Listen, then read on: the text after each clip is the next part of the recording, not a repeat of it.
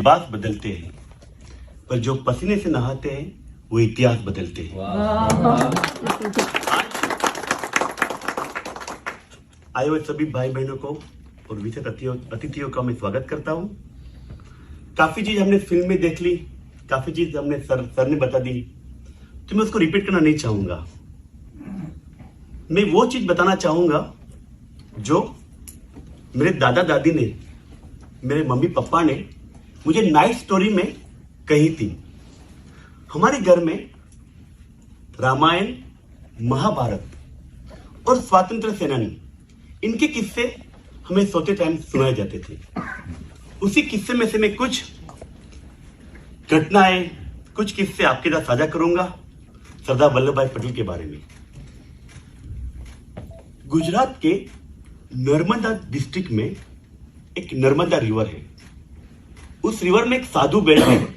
वहां पे काफी साधु के आश्रम से, क्योंकि नर्मदा एक स्पिरिचुअल रिवर भी है, काफी लोग उसको पूजते भी है, उसकी प्रदर्शना भी करते हैं। तो साधु बेल्ट में नर्मदा की नदी के बीच में विश्व की सबसे ऊंची प्रतिमा 182 मीटर एक व्यक्ति की है। क्यों हमें उस व्यक्ति की विश्व की सबसे बड़ी प्रतिमा बनानी पड़ी? जिसकी प्रतिमा इतनी बड़ी है उसकी प्रतिभा क्या होंगी? तो आज हम उस प्रतिभा के बारे में बात करेंगे। काफी क्वालिटी हमने सरदार जी के लाइफ से सीखी है। उस क्वालिटी को अपने जीवन में उतारने के प्रयास करेंगे। काफी अवसर हमने इस फिल्म में देख लिए हैं। मैं 2-4 अवसर आपके बारे में आपके साथ शेयर करना चाहूंगा। एक था उनके पापा के बारे में। वो किसान के पुत्र थे, पर उनके पापा ने 1857 में झांसी की रानी के साथ जो अंग्रेज के खिलाफ जो बगावत हुई थी, जो रिवोल्ट हुआ था, उनमें ऐसे सैनिक, ऐसे योद्धा उन्होंने पार्टिसिपेट किया था। वो एक सैनिक के पुत्र भी थे। कहते हैं ना, किसान जब अनाज के लिए हल चला सकता है तो देश के लिए वो हथियार भी चला सकता है। तो उनके पापा झवेर भाई एक किसान थे, पर वो देश के लिए लड़े भी थे। उनके ही गुण उनको वारस में मिले थे हमारे सरदार वल्लभ भाई पटेल को। पढ़ना चाहते थे, परिस्थिति इतनी अच्छी नहीं थी। अपना काम करो और अपनी पढ़ाई का खर्चा उठाओ। 5 भाई थे उनके, 4 भाई थे, मतलब 5 उनके बेटे थे उनके पापा के। वो अपना काम करके वकीलात की पढ़ाई कर रहे थे। उनको तो इंग्लैंड जाना था आगे बैरिस्टर की पढ़ाई करने के लिए। पैसे जमा किए, एप्लीकेशन भर दिया और वो सिलेक्ट भी हो गए। एक किस्सा मुझे मेरे घर में मेरे माँ बाप ने बताया था कि जब लेटर आया था इंग्लैंड से, उस पर लिखा था VZ पटेल, उनका सिलेक्शन हुआ था। पर वो लेटर ओपन किया उनके बड़े भाई विठल झवेरी भाई पटेल ने। उनको भी तो यूके जाना था और उनको भी इच्छा थी कि मैं वहां जाके बैरिस्टर पढ़ के आऊंगा। जब बड़े भाई ने ये लेटर उठा लिया और छोटा भाई जानता है कि नहीं, बड़े भाई के मन में भी ये चीज करने की इच्छा है, उन्होंने एक शब्द नहीं कहा। वो VZ पटेल जो वल्लभ भाई पटेल के नाम पे लेटर आया था, उस पर उन्होंने पहले अपने भाई विठल भाई पटेल को भेजा था और वो पहले बैरिस्टर बन के आए थे। हाँ, उसके बाद उन्होंने भी आगे और पैसे जुटाए और वो भी बैरिस्टर बने। एक घटना हमने अभी भी देखी उनकी कर्तव्य निष्ठा के बारे में। कोर्ट में केस चल रहा था और फांसी की सजाई होने वाली थी उनके, जिनकी वो पैरवी कर रहे थे। अचानक एक पोस्टमैन आता है और उनको एक टेलीग्राम देता है। वो पढ़ते हैं, आंखें नम होती है, अपने आंसू छुपाते, किसी को नहीं बताते। लोगों को लगता है कि कोई कागजात होंगे कारोबार के, वो जेब में डालते हैं। काफी निष्ठा से वो केस लड़ते भी है, जीतते भी है और अपने जो क्लाइंट थे उनको फांसी से बचाते हैं। जीतने के बाद वो नीचे गिर जाते हैं और रोने लगते हैं। लोग पूछते हैं, भाई you won the case, why are you crying? तब वो तार निकाल के बताते हैं, मैं केस तो जीत गया पर अपनी पत्नी को हार चुका हूं। आज ही मेरी बीबी का मुंबई के कामा हॉस्पिटल में उसका निधन हो गया है। ऐसी घटनाओं में भी अपने कर्तव्य को भूला नहीं था। ये कर्तव्य निष्ठा हमें सरदार वल्लभ भाई पटेल सिखाते हैं। मैंने बचपन में महाभारत की कहानी सुनी है, रामायण की कहानी सुनी है। मुझे कभी कभी सरदार वल्लभ भाई पटेल में काफी महाभारत के और रामायण के किस्से के जो पात्र थे उनकी भी झलकियां नजर आती है। एक मुझे लगता है विदुर, जो महाभारत में थे, जो विदुर नीति कहते ना, वो महाभारत के विदुर, मध्यकालीन के चाणक्य, ये सारे कूटनीति और दूरंदेशी वो उनमें समाई हुई थी। एक घटना मुझे याद है, जब पार्टीशन हो रहा था, वेस्ट पाकिस्तान और ईस्ट पाकिस्तान, दो अलग कंट्री बनने वाली थी। मतलब एक ही पाकिस्तान कंट्री पर दो हिस्सा थे, उसके वेस्ट और ईस्ट। और वो चाहते थे कि बीच में से एक रास्ता निकाला जाए उनकी ट्रांसपोर्टेशन के लिए, उनके कम्युनिकेशन के लिए। सरदार वल्लभ भाई पटेल की दूरदृष्टि थी, वो जानते थे ये हृदय में नासुर का काम करेगा। अगर मेरी भूमि के बीच में अगर दो कंट्री अपने रास्ता निकालते हैं, वो मेरे अखंडता के लिए अच्छा नहीं है। उन्होंने उस बात का विरोध किया था और उन्होंने ईस्ट पाकिस्तान और वेस्ट पाकिस्तान के बीच में वो रास्ता नहीं करने दिया था।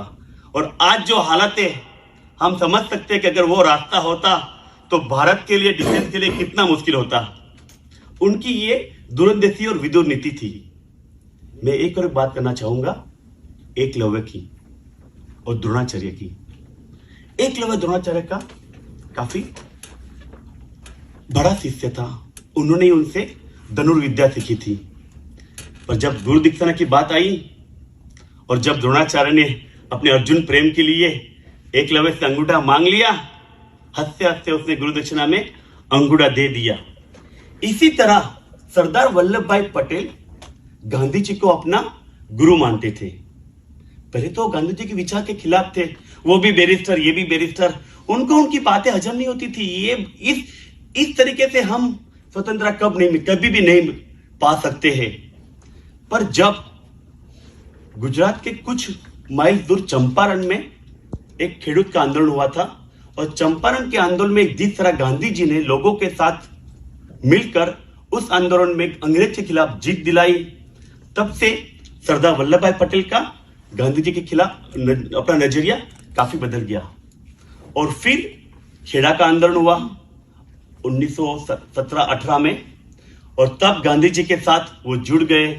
गांधी जी ने उन पर भरोसा करके खेड़ा आंदोलन का उनके साथ कंधे से कंधे मिला के काम किया। हमें वहां पे और एक भी सीख मिलती है, वो जमीन से जुड़े नेता तो थे पर वो अच्छे टीम लीडर थे। आज के कॉर्पोरेट में कहते हैं ना, टीम लीडर वो है जो बताता नहीं क्या करना है, जो करता है हमारे साथ क्या करना है। वो जब भी आंदोलन में जाते थे अपने घर नहीं रहते थे, वो उस आंदोलन की, जहां पे आंदोलन चल रहा है वहां पे अपना तंबू और डेरा डालते थे और वो इस किसान के साथ रहते थे। मैं आपके साथ लड़ूंगा, आपके लिए लड़ूंगा, आप मेरे लिए मत लड़िए, हम दोनों मिलके इस जंग को जीतेंगे। तो उनका ये अप्रोच था। खेड़ा आंदोलन भी उन्होंने अच्छी तरह से सफलतापूर्वक पार किया। और फिर उनकी लाइफ में सबसे बड़ा बारडोली आंदोलन, जहां से उनको सरदार की उपाधि मिली। एक बारडोली आंदोलन का भी किस्सा था, मुझे याद आ रहा है। उनमें उनकी कूटनीति और युद्ध को जीतने की एक जो कला थी वो नजर आती है। उन्होंने अंग्रेज ने 22% एक्स्ट्रा टैक्स लगा दिया था, क्योंकि पर उस दिन तो अकाल था, खेती नहीं हुई थी, टैक्स तो पे करना नामुमकिन था। तो उन्होंने सत्याग्रह किया, आंदोलन किया, सरदार वल्लभ भाई पटेल ने उनका नेतृत्व किया। अंग्रेज ने रूल कर दिया कि जो टैक्स नहीं पे करेंगे उनके घर से उनको उठा के ले जाएंगे, उनके घर में जो भी सामान है उसको जब्त किया जाएगा। सरदार वल्लभ भाई पटेल को ये बात पता चल गई। वो एक योद्धा भी थे। वो हर गांव के बाहर पेड़ के ऊपर अपने जासूस रखते थे, देखने के लिए कि अंग्रेज के कोई सिपाही कोई घर को जब्त करने आता है कि नहीं। जैसे आगे सबको एक इंस्ट्रक्शन दिया था कि जैसे अंग्रेज आए आपके घर पे, आप घर पे ताला लगा दीजिए। कोई घर पे नहीं है, कोर्ट का ऑर्डर होगा, जो आदमी होंगे तभी वो सामान जब्त होता रहेगा। और सारे गांव वाले उनकी बात मान के घर को ताला लगा देते थे और किसी का कोई सामान जब्त नहीं हुआ था। ये उनकी, मतलब वो कृष्ण भगवान जैसे थे। हमें जीतने के लिए, अगर अधर्म को मिटाने के लिए अगर कोई भी रास्ता चूज करना पड़े तो करना चाहिए, क्योंकि हमारा अंतिम गोल है अधर्म को मिटाना, हमारा अंतिम गोल है असत्य को मिटाना। एकलव्य की मैं बात जब कर रहा था, जब एकलव्य ने अपने गुरु द्रोणाचार्य के लिए अपना सब कुछ नौछावर कर दिया, अपना अंगूठा दान कर दिया, इसी तरह आप सोचिए अहमदाबाद के कॉर्पोरेट इलेक्शन से वो कॉर्पोरेटर बने थे और फिर अंग्रेज जब छोड़ के जा रहे थे, कांग्रेस के महासत्ता के वो चीफ थे, सबको पता था पहला भारत का प्रधानमंत्री सरदार वल्लभ भाई पटेल ही बनने वाले थे। सारे कांग्रेस के कमेटी मेंबर ने भी उनके फेवर में वोट किया था। बट तब गांधी जी ने कहा कि जवाहरलाल नेहरू को प्राइम मिनिस्टर बनाना है। एक पल भी उन्हें सोचा नहीं, आज तो कोई नगर सेवक की भी टिकट आप छीन लो, वो अपनी पार्टी खड़ा कर देंगे और आपके सामने खड़ा इलेक्शन लड़ लेगा। और जब भारत के फर्स्ट प्रधानमंत्री आप इतिहास में आ रहे हो, उस पद को उन्होंने छोड़ दिया क्योंकि वो गांधी जी को अपना गुरु मानते थे। उन्होंने वो एकलव्य का एग्जाम्पल देखा था कि जब एकलव्य ने अपने गुरु दक्षिणा में अपना अंगूठा दे दिया तो मैं इस राजगद्दी को क्या दे दूं। हम तो सफर में निकले थे, अपने सर कलम करने के लिए सत्याग्रह सफर में निकले थे, एक गद्दी कहां से बीच में आ गई। पता है ना, कुछ नारियल ऐसे होते जो मंदिर में चढ़ाए जाते हैं तोड़ के, वो अपने समर्पित हो जाते हैं, और कुछ नारियल दीवार में टंग जाते हैं, वो सालों साल भर वहीं पे पड़े रहते हैं। भाई सरदार वल्लभ भाई पटेल वो नारियल नहीं थे जिनको दीवार में टंगना था, उनको तो माँ भूमि के लिए न्योछावर होना था। उनके लिए पद और प्रतिष्ठा कुछ नहीं थी, बस मेरे गुरु गांधी जी के शब्द थे, और उसने वो फर्स्ट प्राइम मिनिस्टरशिप छोड़ दिया था। उस वक्त कांग्रेस पार्टी टूट जाती थी तो चर्चिल को उस वक्त तो लाइबिलिटी लगती थी भारत देश, अंग्रेज के सब मोस्ट फेवर्ड डेवलप कंट्री को वो लाइबिलिटी लगती थी। उस देश में अगर अराजकता फैल जाएंगी तो वो देश बच नहीं पाता था। उस देश के लिए सबसे पहले राष्ट्र धर्म, सबसे पहला राष्ट्र, उसने अपने हर स्वाद को उसने छोड़ दिया था। अंतिम एक बात करके मैं अपनी वाणी को विराम देना चाहूंगा। कभी आपने सोचा है NH-44 कश्मीर से लेकर कन्याकुमारी तक भारत का सबसे बड़ा वो हाईवे है, करीब 3000 के आसपास किलोमीटर का वो हाईवे है, और आप उस पर सफर करते होंगे, आपको 4 जगह पे वीजा कंट्रोल लगेगा, आपको 4 जगह पे करेंसी एक्सचेंज करवानी पड़ती थी। अगर सरदार वल्लभ भाई पटेल ना होते तो 562 रियासत थे, अगर वो भारत हमें मिलता था तो आप भारत में कहीं भी घूमने जाते थे, आपको हर जगह पे पासपोर्ट कंट्रोल मिलता था। आज वो क्यों नहीं है? क्योंकि सरदार वल्लभ भाई पटेल ने 562 रियासत को एक करके एक अखंड एक भारत बनाया था। ये 562 रियासत में भी 2-3 किस्से काफी इंटरेस्टिंग है। एक किस्सा था जूनागढ़ का। जूनागढ़ में एक पोस्टमैन था, वो पोस्टमैन क्योंकि जूनागढ़ स्टेट सिर्फ एक प्रिंसली स्टेट था, उसके आसपास सारा भारत में जुड़ गया था। तो जूनागढ़ का जो नवाब था वो मुसलमान था, उनको पाकिस्तान के साथ जाना था, तो वो बार बार चिट्ठी लिख रहा था मोहम्मद जिन्ना को पाकिस्तान में। पर लकीली उसका पोस्टमैन एक भारतीय था, क्योंकि वो रास्ता तो भारत से होके पाकिस्तान जाता था। उस पोस्टमैन ने सारी चिट्ठियां जमा कर दी और पहुंच गया दिल्ली। और जब वो गुजराती भाई आए, पटेल भाई ने उसको बुलाया, भाई तू यहाँ पे क्यों आया, तुझे तो वहां पे पोस्टमैन का काम करना है। उसने अपना थैला दिखाया, ये देखिए सर ये नवाब पाकिस्तान जिन्ना को रोज खत लिख रहा है, मैंने सारे खत संभाल के रखे, कोई अब तक वहां पहुंचाए नहीं, आप देख लीजिए। और वो सरदार वल्लभ भाई पटेल वो जब खत पढ़ते हैं, उसी दिन दूसरे दिन वो नवाब के पास जाते हैं, और नवाब से उन्हें पता था कि नवाब का रुझान तो जिन्ना की ओर है, उसको पाकिस्तान की ओर जाना है। तो वहां पे उसने साम युक्ति अपनाई, जनमत संग्रह किया, जनमत इलेक्शन करवाया। 99% लोग ने भारत के साथ रहने के लिए इच्छा दर्शाई, और वो जूनागढ़ भारत के लिए पास आ गया। साम से जीता उन्होंने जूनागढ़। पर जोधपुर का राजा को जीतने के लिए साम की जरूरत नहीं थी, दाम की जरूरत थी, क्योंकि जोधपुर का राजा को कराची का पोर्ट चाहिए था। कराची पोर्ट से जो भी सामान आएगा उसको आप टैक्स मत लगाइए। जिन्ना मान गया, जोधपुर जाने वाला था पाकिस्तान के पास। सरदार पटेल को ये बात की भनक लगी, पहुंच गए वहां पे, उन्होंने कच्छ का पोर्ट दे दिया उन्हें। वहां पे उन्होंने दाम की नीति अपनाई। और हैदराबाद में तो प्रहार करना ही था, और वो वहां पे प्रहार की नीति अपनाई।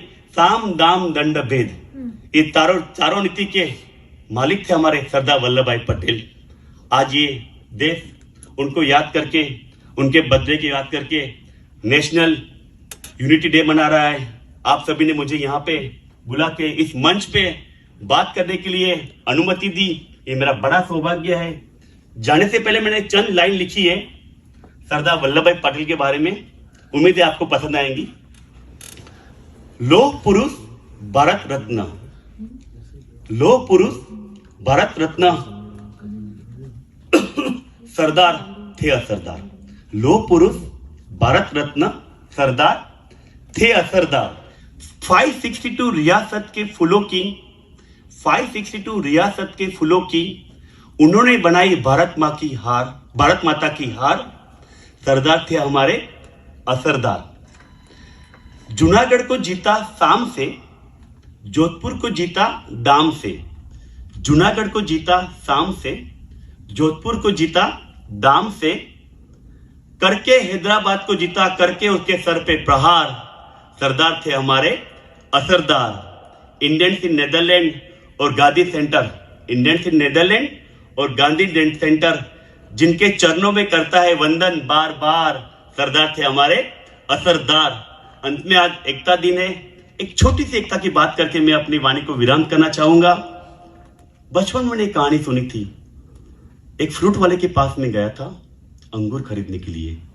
मैंने पूछा अंगूर का दाम क्या है? उसने बोला 1 रुपया, 1 रुपया किलो। मैंने बोला ठीक है। मैंने अंगूर को उठाए, अच्छे लग रहे थे। उसकी बाजू की टोकरी में भी कुछ बिखरे हुए अंगूर पड़े थे, बिखरे हुए थोड़े अंगूर पड़े थे। बोला इसका क्या दाम है? बोला 54 रुपये किलो। एक बात समझ में आ गई, अगर आप जुड़े रहोगे आपका कीमत 1 रुपया है, अगर आप बिखर गए आप 54 बन जाएंगे। तो सभी भारतीयों से मेरा निवेदन है, अपना मूल्य 54 मत कीजिए, 1 रुपया बन के रहिए। Happy unity day.